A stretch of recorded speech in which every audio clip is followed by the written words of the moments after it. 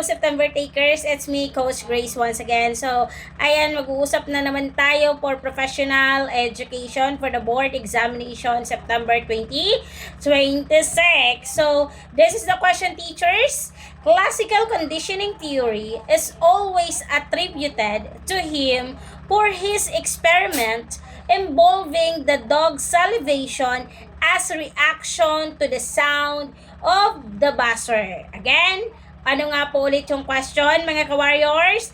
Classical conditioning theory is always attributed to him for his experiment involving the dog's salivation as a reaction to the sound of the buzzer. So now, we have 4 choices. Si letter A is Zeta Bandura, si letter B is si Lewin, si letter C is the Pavlov, and letter D is Skinner. So dito sa apat na to, mga ka-warriors, for future TLE warriors, what is the correct answer? Ano nga ulit na technique ang gagamitin natin?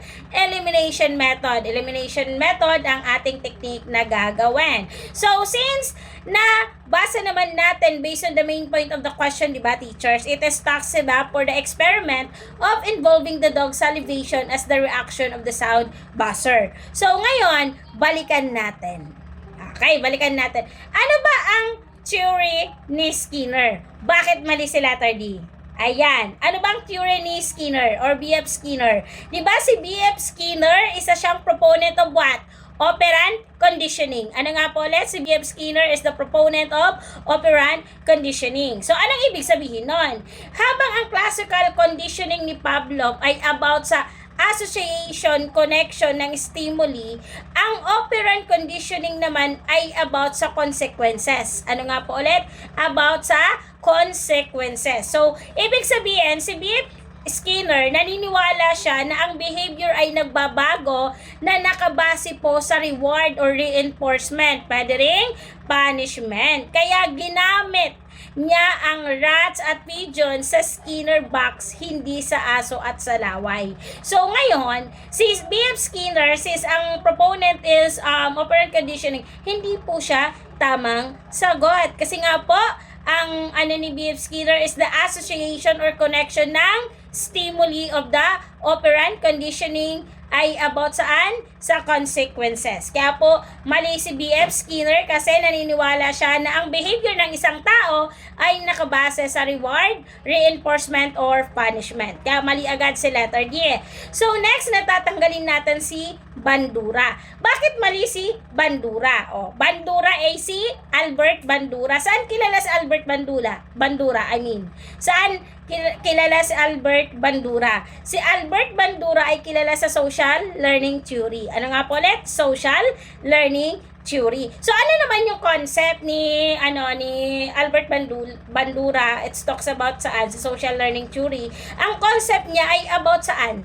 Observational learning. Ano nga po ulit? Observational learning o yung pag-aaral sa pamamagitan ng panunood at paggagaya, or ito yung tinatawag nating imitation. So, ito, si Albert Bandura, ang experiment po niya ay yung Bobodal experiment. Ano nga po ulit yung experiment ni Bandura? Bobodal experiment. So, yung Bobodal experiment na yon, ipinapakita niya kung gumagaya ang mga bata sa nakikita.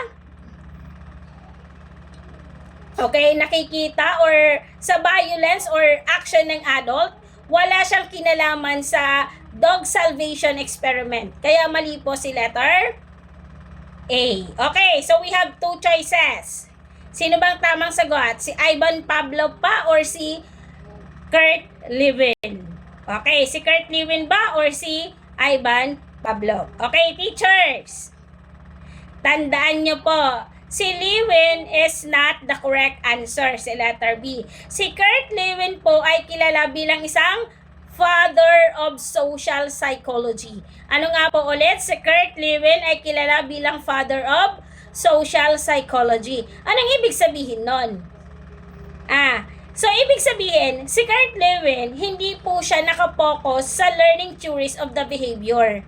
Okay, bakit? Si Kurt Lewin po, nakapokus siya sa field theory. Saan nga po siya nakapokus? Sa field of theory at concept ng change management. Kilala po siya sa unfreezing change, and reprising. Ano nga po, kilala si Kurt Lewin saan? Field of theory, change of management, which is the unfreezing, change, and reprising. Sinasabi po ni Kurt Lewin na ang behavior ng tao ay product ng personality environment. Ano nga po ulit? Product ng personality at ng environment. So, ibig sabihin, si Kurt Lewin, hindi po siya connected sa experiment ng conditioning. Kaya mali po si letter B. So now, bakit tama si Ivan Pavlov? Bakit si letter C ang tamang sagot? Di ba ang tanong, experiment involving the dog salivation as a reaction of the sound of the buzzer. So the answer is si Ivan Pavlov. Si Ivan Pavlov po is the father of classical conditioning theory. Ano nga po si Ivan Pavlov?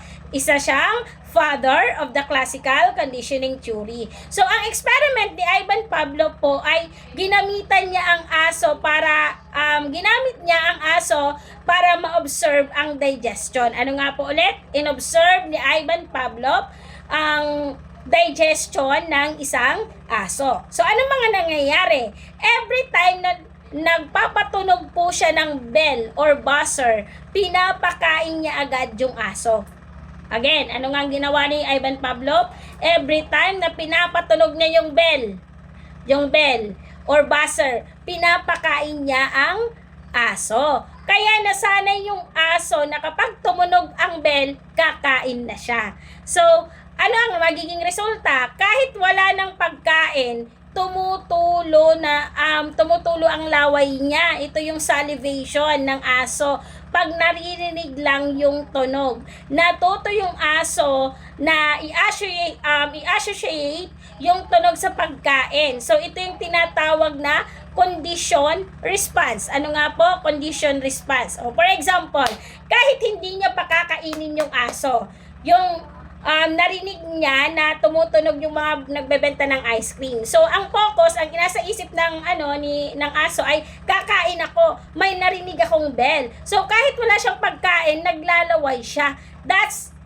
Ito yung tinatawag nating condition response, kaya siya nagkakaroon ng salivation. Okay? So, I hope teachers na unawaan niyo po yung discussion natin. So, para mas madali, ito yung tandaan ninyo. Pag classical conditioning, nabasa nyo, dog and bell, ang sagot dyan, Ivan Pavlov. Pag reward punishment naman, operant conditioning yan. Sino yan? Si B.F. Skinner. Pag sinabing observation and imitation, ano siya? Social learning. Is it? Bandura. Again, Pavlov. Ano si Pavlov? Classical conditioning, anong pinag-aralan niya, experiment niya, ito yung dog and bell. Okay. Skinner, operant conditioning, reward and punishment. O, pag sinabi nating social learning, bandura, observation, and imitation. So, I hope teachers natuto po kayo at maipasa niyo po yung board examination this incoming September 2026 board examination. So, that's all teachers. Don't forget to follow, like, and share Maestro Bicolana TL Itambayan for more video and drill. So, ayan sa aking YouTube channel, paki-subscribe po, paki-like, and paki-share naman po. Kasi doon po ako nag-live. Doon po ako nag-pre live discussion for TLE and TVT and Majorship. So, that's all teachers. Thank you so much and God bless. Mabuhay!